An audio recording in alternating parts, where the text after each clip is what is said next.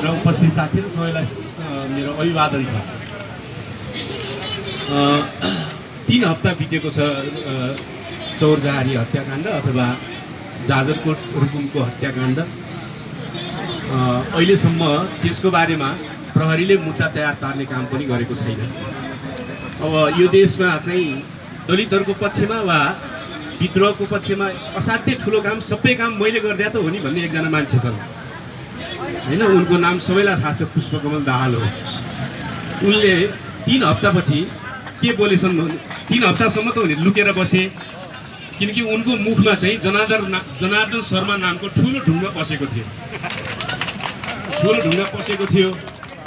त्यसकारणले उनी चाहिँ 3 हप्तासम्म चुप लाएर बसेर अनि संसदले बनाएको एउटा समिति उनको घरमा भेट्न गएछ हिजो।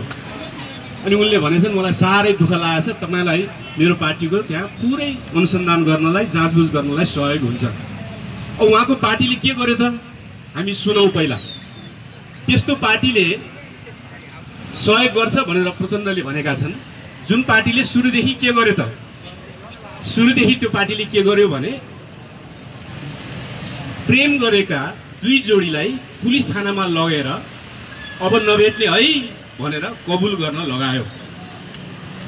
त्यसपछि त्यसले के गर्यो? त्यो पार्टीको बाट चुनिएको वडा अध्यक्षले के गर्यो? गाउँमा आएका युवाहरूलाई लखटेर मार्न लगायो।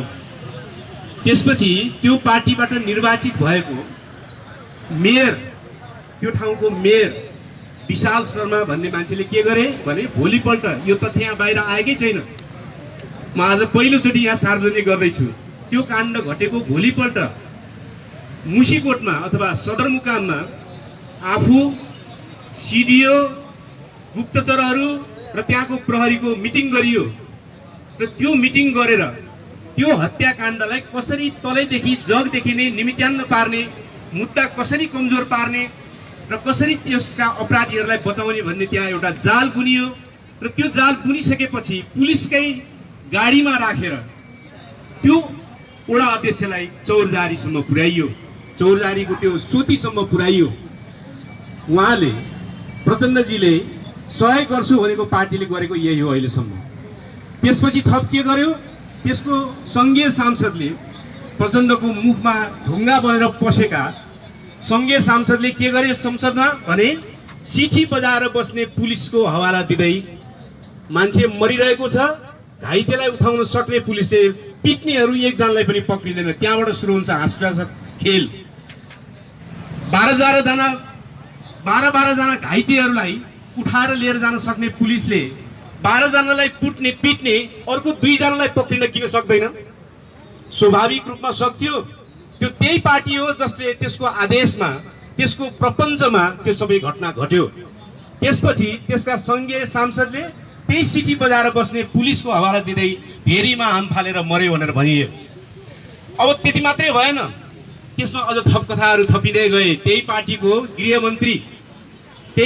गृहमन्त्रीले अमेरिकामा त भेदभाव छ, यहाँ किन नहुनु भनेर हास्यास्पद तर्क गरे, सुन्नै नसक्ने स्तरको तर्क गरे। हामीले बुझाएको कर खाएर, हामीले बुझाएको राजस्व उठाएर तलब खाने मानिसहरूले हामीलाई अपमान गर्ने गरी गृहमन्त्रीको पदमा बसेर त्यसो बोले। हामीले सहनु पर्ने स्थिति भयो। त्यसपछि महान्यायाधिवक्ता फेरि किन कम?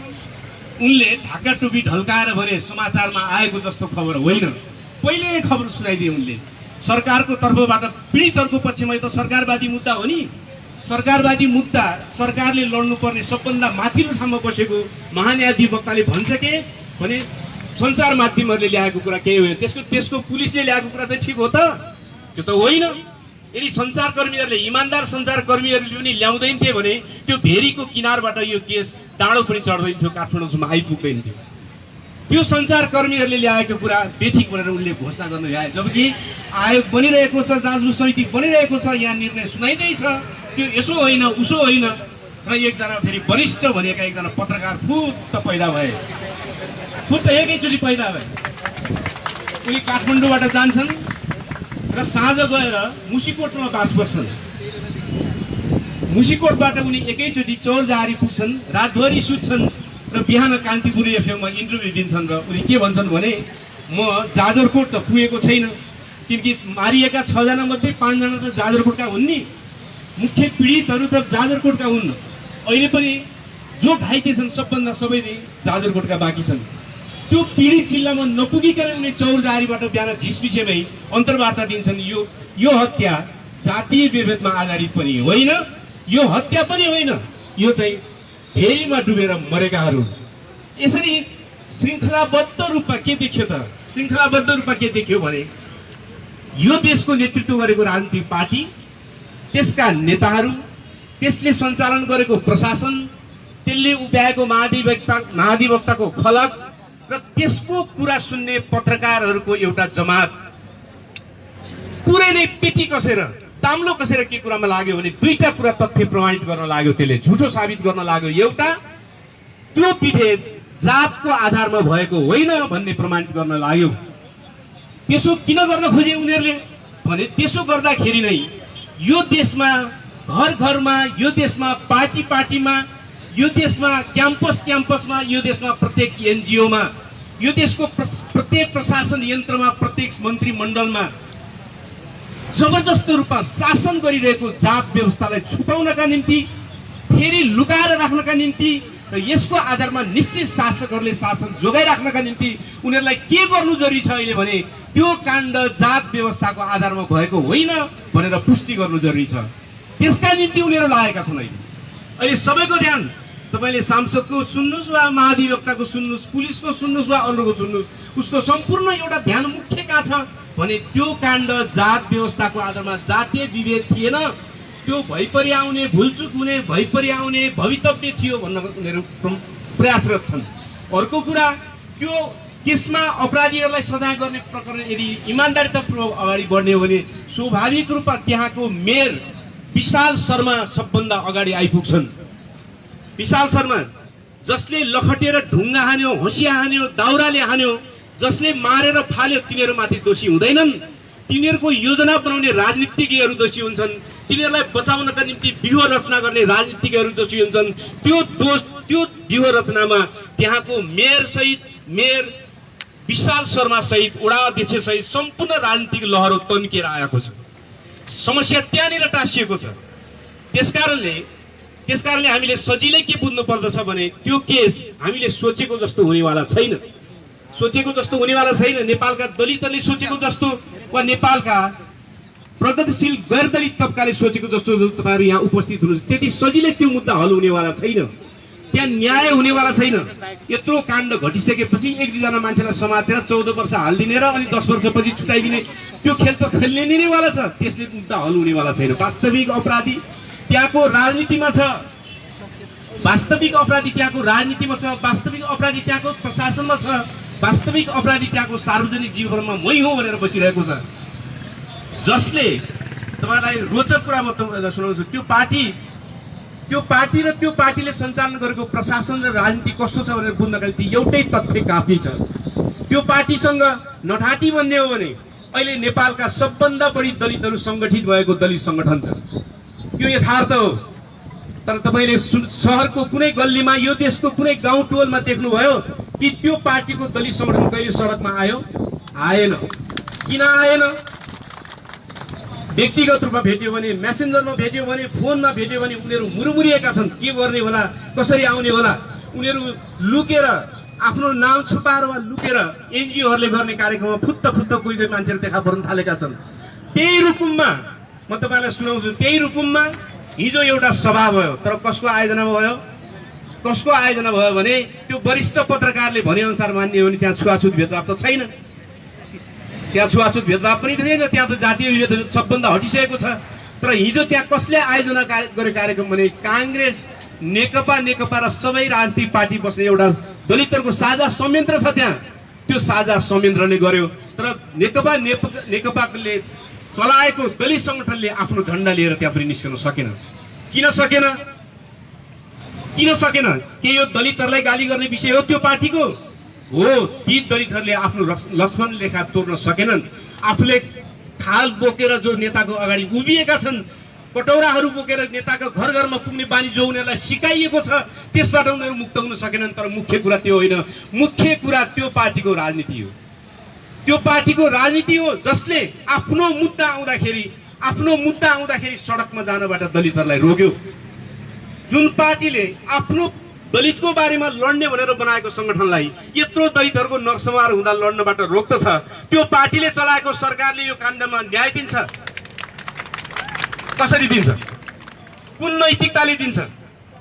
भेनेजुएलाको बारेमा बोल्न सक्ने मान्छेहरू 3 हप्तासम्म दुला बसेर बस्छन् भने तिनले कसरी बोल्न सक्छन्? तिनले कसरी न्याय दिन सक्छन्? तिनले न्याय दिन सक्दैनन्।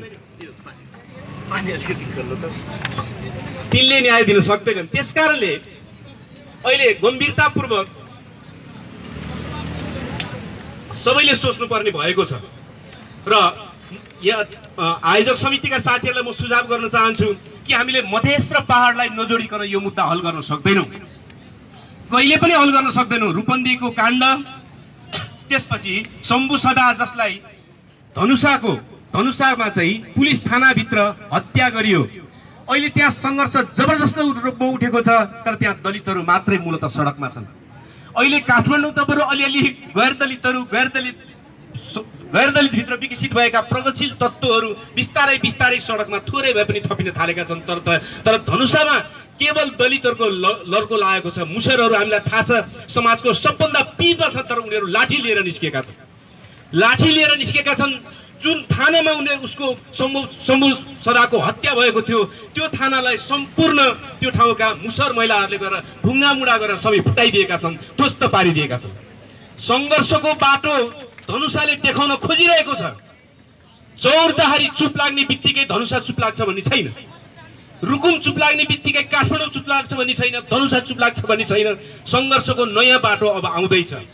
हामी धेरै असाध्य शान्तिप्रिय भएका छौँ, धेरै नै शान्तिप्रिय, धेरै नै अलिअलि होइन, धेरै नै शान्तिप्रिय भएका छौँ। तर कुरा यो शान्तिप्रियताले हल हुनेवाला छैन। यहाँ अलिअलि भिडन्त हुनै पर्ने भएको छ, अलिअलि लड्नै पर्ने भएको छ, केही रगत बग्नै पर्ने भएको छ। यो सामान्य कुरा होइन। मानिसहरू मरेको मरै गर्ने। 8 वर्षदेखि 24 जना मानिसहरू मरिसके। यो हप्ता मात्रै 8 जना मानिसहरूको हत्या भइसक्यो। के यो नाटक हो? यो खेलवाड हो? यो होइन। यसका विरुद्ध दृढतापूर्वक हामीले नयाँ कार्यक्रमहरू तपाईँहरूले बनाउनुहोस्, नयाँ कार्यक्रमहरू तपाईँहरूले बनाउनुहोस्। नेपालको गैर दलितहरूको विशाल भिड अहिले आउनेवाला छैन। नेपालको गैर दलित भित्रको जतिसुकै प्रगतिशील भए पनि अहिले सडकमा विशाल भिड आउनेवाला छैन। किन आउनेवाला छैन? यस कारणले आउनेवाला छैन कि हामीले यो 80 वर्षको राजनीतिले हामीलाई जात व्यवस्थाको बारेमा राम्रोसँग सिकाएन। आधा शताब्दी भयो युनिभर्सिटी खुलेको, तर एक कक्षादेखि मास्टर डिग्रीसम्म कसैलाई पनि 15 मिनटको क्लास पनि जात व्यवस्थाको विरुद्ध कहिले पनि पढाइएन। नेपालको राजनीतिक आन्दोलन कस्तो भयो?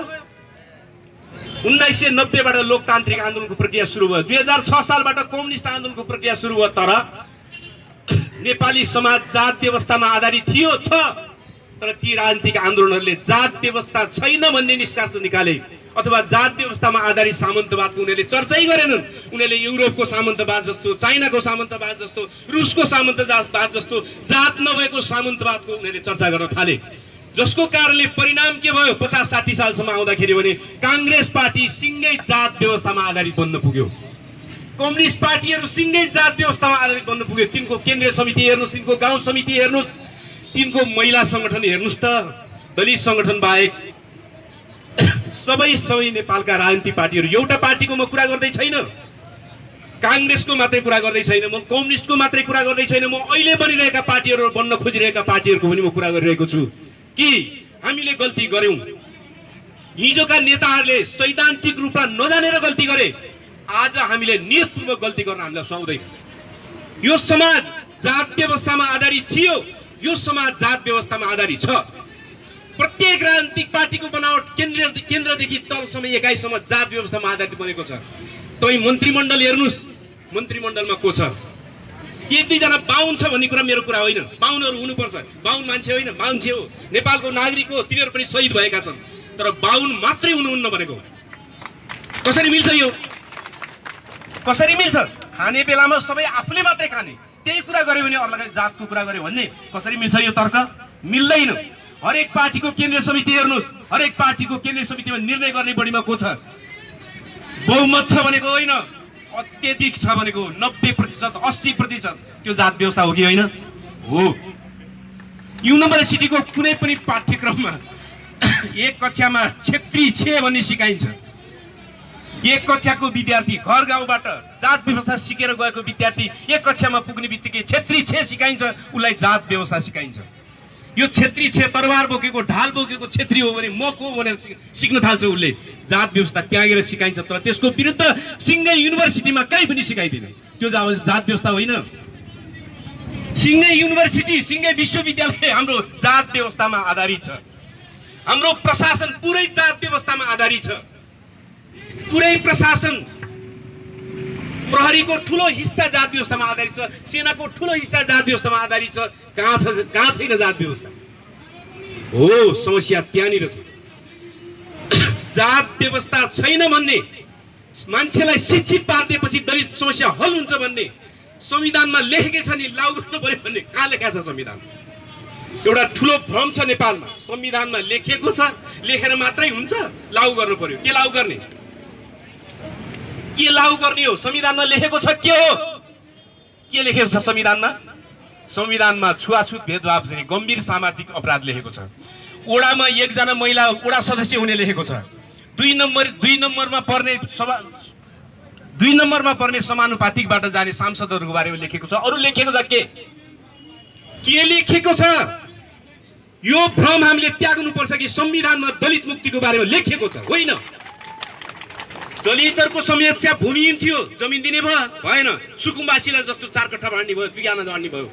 त्यो समस्या हल हुन्छ? दलितहरूको हल हुँदैन। जोसँग जमिन छैन त्यो कसरी पढ्न जान्छ? जोसँग जमिन छैन त्यो राजनीतिमा कसरी आउँछ? जोसँग जमिन छैन त्यो सेक्सन अफिसर बन्न कसरी आउँछ? अनि ऊ माथि भेदभाव नभए के हुन्छ? त्यसकारणले यो संविधानले सब गरेको छ, लागू गरेपछि ठिक हुन्छ भन्ने दृष्टिकोण हामीले त्याग्नुपर्छ। त्यो कुरा सत्य होइन। पहिलो संविधान सभामा लेख्नका निम्ति सङ्घर्ष भएको थियो, तर दोस्रो संविधानमा आइसकेपछि त्यसलाई भङ्ग गरियो। मैले नाम तोकेर कान्तिपुर पत्रिकामा लेखेको छु 5 जनाको नाम, जसले किबोर्डका चाहिँ बटनहरू दबाएर पहिलो संविधान सभाबाट गर्न खोजेको राम्रो कामलाई हत्ताभुङ्ग पार्यो भनेर मैले सार्वजनिक रूपमा चुनौतीका साथ नाम किटेर लेखेको छु। कसले जवाफ दिएको छ त्यसको? कसैले जवाफ दिएको छैन। त्यसकारणले एउटा भ्रम त्याग्नुपर्छ। यो संविधानमा भएका केही राम्रा कुराहरू लागू गर्नुपर्छ, त्यो अर्कै कुरा हो, तर त्यसले सुधार बाहेक केही पनि गर्न सक्दैन।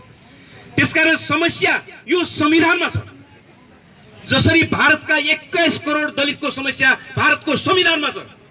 अम्बेडकरले लेख्या हुने बित्तिकै त्यो संविधानले दलितको हक गर्छ भने ग्यारेन्टी भयो? भएन। 70 वर्षमा भएन त हामी कसरी राग लगाउन सक्छौँ? भएन। त्यही संविधान हो 1950 मा जारी भएको, 1950-51 मा जारी भएको, जसले 70 वर्ष पुरा भयो। तर भारतको 21 करोड दलितहरूमध्ये 10%लाई पनि त्यसले मध्यम वर्गमा लान सकेन। त्यसकारणले भारतको दलितहरूको मुक्तिको बाधक मुख्य के हो? भारतको संविधान हो। नेपालका दलितहरूको मुक्तिको प्रक्रियालाई तीव्र पार्न रोक्ने चीज के हो? अहिलेको नेपालको संविधान हो। त्यसकारणले समस्या कहाँ छ? समस्या जात व्यवस्थामा छ। पार्टीहरूभित्र भएको जात व्यवस्था, प्रशासनमा भएको जात व्यवस्था, राजनीतिमा भएको जात व्यवस्था, मन्त्रीमण्डलमा भएको जात व्यवस्था, युनिभर्सिटीमा भएको जात व्यवस्था, टोलमा भएको जात व्यवस्था। जात व्यवस्था भनेको जातीय छुवाछुत मात्रै होइन। जातीय छुवाछुत र जातीय भेदभाव जात व्यवस्थाबाट जन्मिएको एउटा कुरा मात्रै हो। त्यसका धेरै कुरा त अरू छन् नि, धेरै कुराहरू छन्। त्यसकारणले अब मैले भन्ने कुरा के हो? सबैले सोचौँ। हामीले एउटा फेज नेपाली राजनीतिको पुरा गर्यौँ, एउटा फेज पुरा गर्यौँ। सामन्तवादसँगको लड्दै आएर हामीले 80 वर्ष पुरा गर्यौँ। अब हामी बिल्कुल नयाँ ठाउँमा छौँ। बिल्कुल नयाँ ठाउँमा। कस्तो नयाँ ठाउँमा भने सबै राष्ट्रघाती सन्धिहरू पनि एउटा संसदमा चाहिँ अर्को विधेयक पास गरेपछि सबै राष्ट्रघातीहरू देशभक्त हुने समयमा छौँ अहिले। हिजोका राष्ट्रघातीहरू जसले सम्पूर्ण असमान सन्धिहरू लादे, त्यसको भरमा चप्पल लाएर काठमाडौँमा छिरेकाहरू सबैले महल बनाए। बुझ्नै पर्छ, असमान सन्धि हुन्छ भने एक हुल नेताहरू अरबपति बन्नेवाला छन्। बने ती मानिसहरू आज कागजमा नक्सा बढाए बापत सबै राष्ट्रघातबाट चोखिने बहाना निकालेका छन्। त्यो सम्भव छैन। जनताले चाहेको कुरा राष्ट्रघातीहरूलाई नाङ्गे झार पार्ने हुन्छ र उनीहरूले गर्नु परेको उनीहरूले गरेका अपराधहरूलाई पनि हामीले नाङ्गे झार पार्नुपर्ने हुन्छ र मेरो कुरा के हो भने अब हामीले एउटा फेज पुरा गर्यौँ, हिजोसम्मको लडाईँको फेज पुरा गर्यौँ। अब हामी हिजो के भन्थ्यौँ भने जात व्यवस्था जातीय भेदभाव भनेको जात व्यवस्था जातीय भेदभाव भनेको सामन्ती कुरा हो भनेर भन्थ्यौँ। हो, यो सामन्तवादमा उत्पत्ति भएको कुरा हो। तर भारतमा 1950 देखि स्वराज सहित पुँजीवादी व्यवस्था लागू भएको छ। आज 70 वर्ष भयो। नेपालमा 46 सालपछि हिसाब गर्ने हो नि नेपालमा पनि चौथाई शताब्दी हुन लाग्यो। तर यो 70 वर्षको बीचमा स्थापित पुँजीवादले जात व्यवस्थालाई अन्त्य गर्ने कुरा गरेन, बरु जात व्यवस्थामा आधारित पार्टीहरू बनाउन थाल्यो, जातको आधारमा चुनाव लड्न थाल्यो, त्यसको आधारमा मन्त्रीमण्डल बनाउन थाल्यो। यसको अर्थ के हो भने जात व्यवस्था भनेको अब सामन्ती मात्रै होइन, बरु आजको पुँजीवादले पनि सहभरण जात व्यवस्थालाई गर्यो। आजको पुँजीवादले पनि खास्टो उडेको जसरी जात व्यवस्थालाई उड्यो। अब यो जात व्यवस्था पुँजीवादी जात व्यवस्था हो, सामन्ती मात्रै होइन। यो सामन्तवादमा जन्मिएको तर पुँजीवादलाई पनि टिकाउनका निम्ति अब यही जात व्यवस्थालाई यसले प्रयोग गर्न थाल्यो। त्यस कारणले अब मैले लामो अब धेरै नबोलिकन म यो अनुरोध गर्न चाहन्छु कि एउटा फेज हाम्रो सक्यो। हिजो हामीले के भन्यौँ, हिजोसम्मको दलितहरूको आन्दोलनको मुख्य उद्देश्य के थियो भने यो मुद्दालाई राजनीतिको केन्द्रीय मुद्दा बनाउने, यो मुद्दालाई राजनीतिको केन्द्रीय मुद्दा बनाउने। किनकि हामी सबैलाई थाहा छ नेपालका राजनीतिक पार्टीहरूले 48 सालसम्म आफ्नो दस्तावेजमा दलित मुद्दा घुसाएका पनि थिएन। दलितहरूको सङ्घर्षको कारणले राजनीतिक पार्टीहरू यो मुद्दालाई मुद्दा मान्न तयार भएका हुन्। त्यसपछि अहिले नेपालको राजनीतिको एउटा केन्द्रीय मुद्दा दलित विषय बन्यो। तर यत्रो परिवर्तनपछि संविधान बनाउँदाखेरि दलित मुद्दामा, महिला मुद्दामा, मधेस मुद्दामा, धेरै जसो उत्पीडितहरूका मुद्दामा घात भयो, धोका भयो, बदमासी भयो। त्यस कारणले अब हाम्रो लडाईँ कुनै पनि राजनीतिक पार्टी पनि तपाईहरु कुन राजनीतिक पार्टीमा हुनुहुन्छ त्यो तपाईहरु जान्नुस्। कोही स्वतन्त्र हुनुहुन्छ होला भने तपाईहरु आफै चिन्तन गर्नुस्। तर मेरो दुई तीनटा प्रश्नहरु हुनेछन्। अबको भोलिपल्टदेखि तपाई रहेको पार्टीमा कुन ठाउँमा जात व्यवस्था छ त्यसको अध्ययन तपाई गर्नुहुन्छ कि गर्नुहुन्न? तपाईको पार्टी भित्र रहेको जात व्यवस्थालाई भत्काउनका निम्ति तपाईको पार्टी भित्र संघर्ष सुरु गर्नुहुन्छ कि गर्नुहुन्न?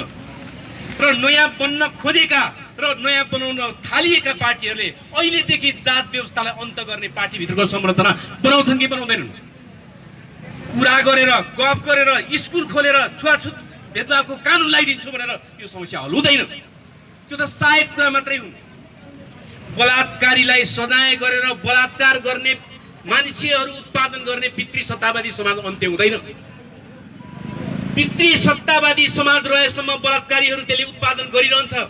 त्यसकारणले बलात्कारीलाई सजाय गर्नुपर्छ किनकि त्यो अपराध हो। तर मुख्य कुरा पितृसत्तावादी संरचनाका विरुद्ध लड्नुपर्छ।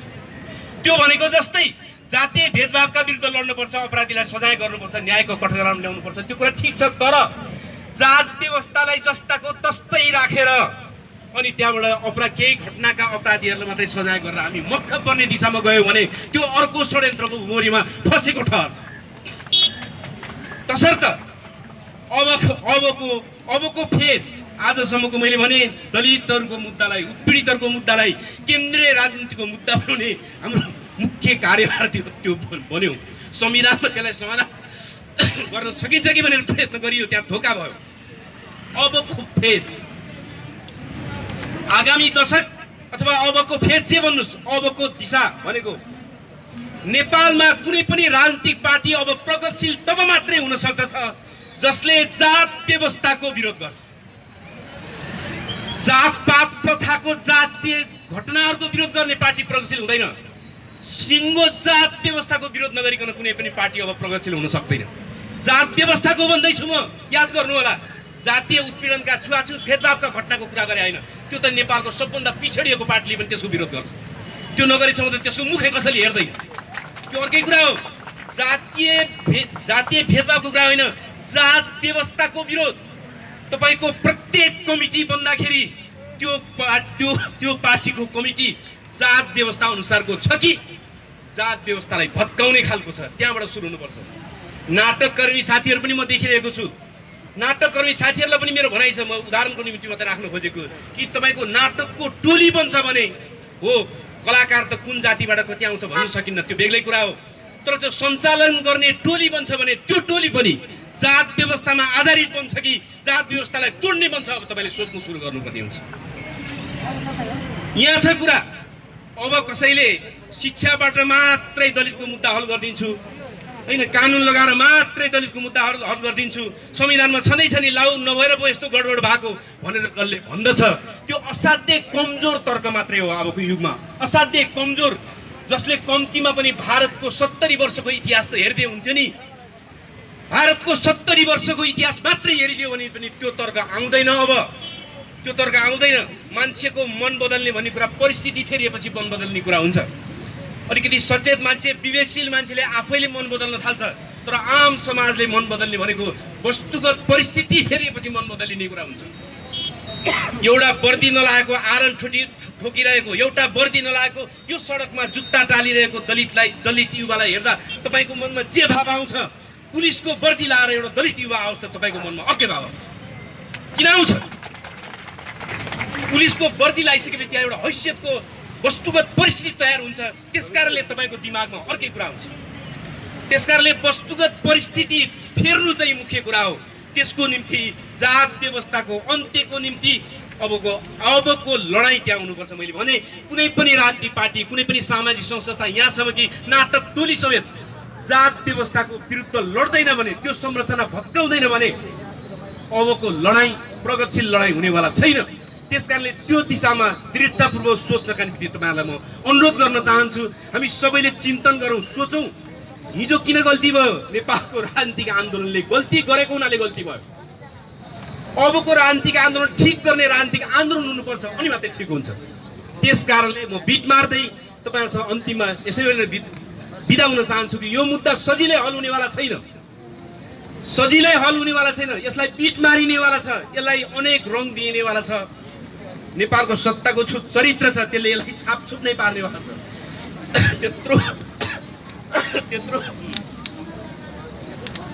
त्यत्रो मानिस मरेको हुनाले त्यहाँ स्वाभाविक रूपमा केही मान्छेलाई मुद्दा चलाइनेछ, केही गरेको जस्तो गरिनेछ, तर आधारभूत रूपमा विषयलाई जस्ताको तस्तै तुलाउनेतिर नै नेपालको सत्ता जाने खतरा धेरै नै छ। त्यही सन्दर्भ धनुषाको सन्दर्भमा पनि छ। त्यसकारणले तपाईँहरू यो पहिलो चरणको कार्यक्रम सक्नु भएको छ, तपाईँले गैर दलितहरूको केहीको ध्यान आकृष्ट गर्नुभएको छ, तर त्यतिले पुग्दैन। अब अझै व्यापक गैर दलितहरूको आम समाजको विषय बनाउनको निम्ति नथाकिकन लाग्नुपर्ने हुन्छ। यो कुरा नबिर्सनु होला कि अदालतमा मुद्दा चलेपछि हाम्रो मुद्दा सकियो, अब सकियो त्यसो हुनेवाला छैन। यसलाई राष्ट्रिय सङ्कल्प बनाउनु पर्ने हुन्छ, जसद्वारा नयाँ युगको नयाँ सूत्रपात दलितहरूको ढकढकको कारणले सुरु होस्। किनकि अरूको कारणले मात्रै नयाँ युगको आन्दोलन, अरूको कारणले मात्रै नयाँ युगको सुरुवात हुनुपर्छ भन्ने केही पनि छैन। नयाँ युगको नयाँ विचार, नयाँ युगको नयाँ राजनीति, नयाँ युगको नयाँ जात व्यवस्था विरोधी रूपान्तरणको प्रक्रिया दलितहरूले ढकढक गर्दा सुरु गर्न किन नहुने? यस अर्थमा म भन्न चाहन्छु कि मानिसहरू कति छन् मुख्य कुरा होइन। अमेरिकामा वारवारी मान्छे आयो भनेर सोचिन्छ, त्यहाँ सामाजिक जागरणका निम्ति कति मानिसले बलिदान गरेका थिए योभन्दा अगाडि हामीले सोचेका छैनौँ। ब्ल्याक प्यान्थर मुभमेन्टदेखि लिएर दक्षिण अफ्रिकाको गोरो शासन विरोधी अभियानदेखि लिएर सयौं सामाजिक अभियान चलेका छन्, जसको कारणले गर्दा त्यहाँको गोराहरूको हृदयमा रङ्गभेद विरोधी चेतना सडकमा आउने गरी आयो। नेपालमा त राजनीतिक पार्टीहरू जात व्यवस्थालाई छोप्नेतिर गए त दलितहरू बाहेक गैर दलितहरू आउन् कसरी? उनीहरूको चेतनामै त्यो पुगिसकेको छैन। त्यो चेतनालाई झकझकाउने गरी तपाईँले कार्यक्रमलाई निरन्तरता दिनु जरुरी छ, योजनाबद्ध रूपमा निरन्तरता दिनु जरुरी छ। मैले भने मानिस कति छौँ मुख्य कुरा होइन, मुख्य कुरा हामीले ठिक विषय समातेका छौँ कि छैनौँ, हामी न्यायको ठिक पक्षमा छौँ कि छैनौँ, हाम्रो दिशा ठिक छ कि छैन, यो मुख्य कुरा हो। तपाईँहरूले दिशा ठिक पक्रिनु भएको छ, यसलाई अझै परिमार्जन गर्नुपर्छ, अझै धारिलो बनाउनुपर्छ। तपाईँहरू अगाडि बढ्नुहोस्, हामी तपाईँहरूको सहयोगको साथमा छौँ। फेरि पनि भन्छु, मुख्य कुरा नबिर्सौँ। मुख्य कुरा हो समाजमा रहेको जात व्यवस्थामा आधारित अर्थतन्त्र, जात व्यवस्थामा आधारित राजनीति, जात व्यवस्थामा आधारित संस्कृति, त्यो संरचनालाई भत्काउने नयाँ युगको नयाँ जागरण र नयाँ राजनीतिक आन्दोलन सुरु नभएसम्म धेरै परिवर्तन गर्न सकिँदैन। अहिले रुकुमध्या काण्डदेखि रूपन्देहीदेखि धनुषादेखिका काण्डहरूको विरुद्ध दृढतापूर्वक एकताबद्ध हौँ। पहाडको यो आन्दोलनलाई मधेसी दलितको आन्दोलनसँग जोडौँ, तर साथसाथै नबिर्सौँ कि नेपालको नयाँ राजनीतिक नयाँ उभार, जात व्यवस्था विरोधी नयाँ वर्ग सङ्घर्ष, नयाँ राजनीतिक सङ्घर्षको नयाँ युगको सुरुवात नगरिकन हामी दीर्घकालीन मुक्तिको प्रक्रियामा साँच्चै अगाडि बढ्न सक्दैनौँ। त्यो धैर्यता, त्यो दृढता र त्यो बौद्धिकी तपाईँहरूसँग निर्माण होस्। हामी तपाईँहरूको साथमा छौँ। धन्यवाद।